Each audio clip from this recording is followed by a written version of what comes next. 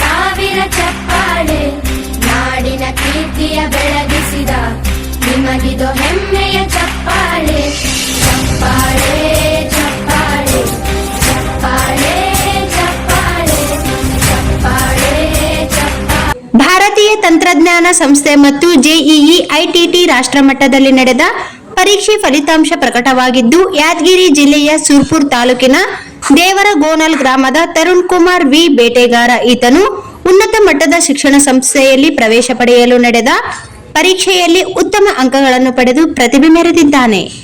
ಪರಿಶಿಷ್ಟ ಪಂಗಡ ವಿಭಾಗದಲ್ಲಿ 1084 ಮತ್ತು ಎನ್ಐಟಿಯಲ್ಲಿ 834 ಅತ್ಯುತ್ತಮ ರ್ಯಾಂಕಿಂಗ್ ಗಳಿಸಿ ಕರ್ನಾಟಕಕ್ಕೆ ಒಳ್ಳೆಯ ಹೆಸರು ತಂದಿದ್ದಾನೆ.